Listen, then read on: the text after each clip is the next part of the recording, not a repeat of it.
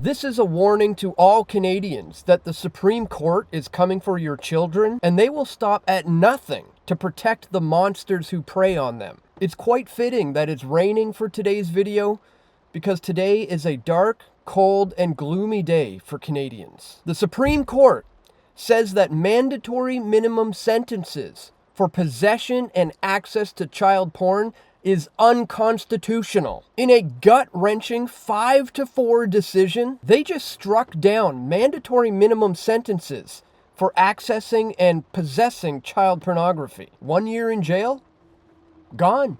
Just like that. Because apparently, in the eyes of these judges, locking up a pedophile for a full year is cruel and unusual punishment. Someone is getting a slap on the wrist because 5 judges ruled that cruel and unusual applies to the monster and not the mutilated child. This is outrageous. For years, we've fought tooth and nail to get tougher on these sickos. Possession meant a 1-year mandatory minimum, and accessing it online, same deal. Personally, I think you should be locked up for life for having anything to do with this. But a 1-year mandatory minimum was a bare minimum deterrent, a signal that if you collect images of young children as young as 3 being abused and tortured, hundreds of them, like in this very case, you're going to pay a price. 2 men in Quebec pleaded guilty to exactly that.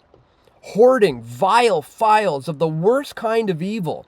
They challenged it in court, claiming that it violated the charter. The lower courts agreed, and then the Crown appealed. And now, the Supreme Court, they've sided with the predators. 5-4 was the vote. 5-4. Justice Mary Moreau writes for the majority, saying that these laws are too broad, that they could catch an 18-year-old who accidentally got a sext from a 17-year-old. Fine, edge cases exist, but throwing out the whole thing? That's not justice.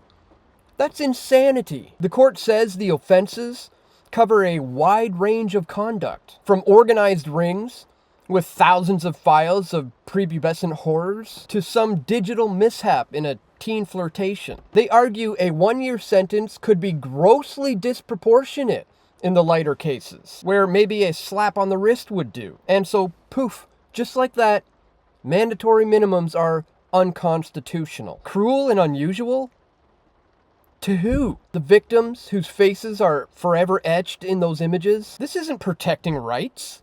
It's protecting the guilty. And the 5-4 vote is a razor-thin split. 4 justices saw the truth, that these laws save kids, and that discretion for judges is already there for real edge cases. But the majority? They bent over backwards to humanize the offenders and to ignore the screams of the innocent. How do you buy back our children's safety when the highest court just handed predators a get-out-of-jail-free card? It tells every single lowlife with a hard drive full of nightmares, hey, you might only get probation or house arrest. It emboldens the networks and the groomers, the ones who start with access but then end in real-world horrors. They say it's about fairness, but it's a wolf in sheep's clothing. These rulings never make it safer for kids. In fact, they make it easier for monsters to hide in plain sight. Judges already have tools for nuance, like discharges and fines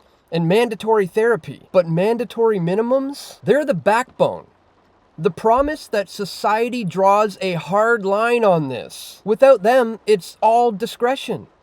And we've seen how that fails the vulnerable. Did you know that Canada already lags behind the world on this? In the US, federal minimums for the possession of child pornography starts at 5 years, mandatory. And in Australia, it's 10 years. I think it should be life. But here, we're patting ourselves on the back for a progressive ruling that lets the offenders walk. And the victims, the 3-year-olds in those photos, they don't get a vote. Folks, this has nothing to do with justice, but it has everything to do with a broken system that prioritizes criminals over children. I've warned for over a decade that this is what was coming down the pike, and now the nightmare is a reality. Guys, the bottom line is the Supreme Court is the problem. So if you're a parent or a teacher or anyone who cares, do not stay silent on this. Don't let this slide as just a ruling. Flood your MPs' inboxes and demand that Parliament overrides this with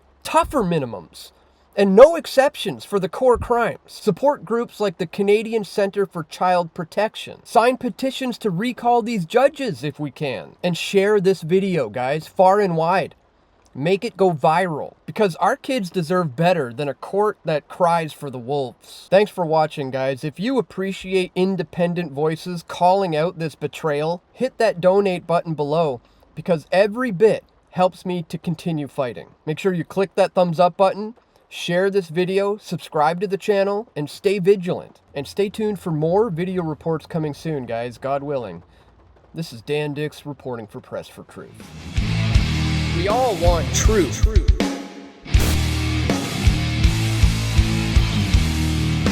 The truth will set you free.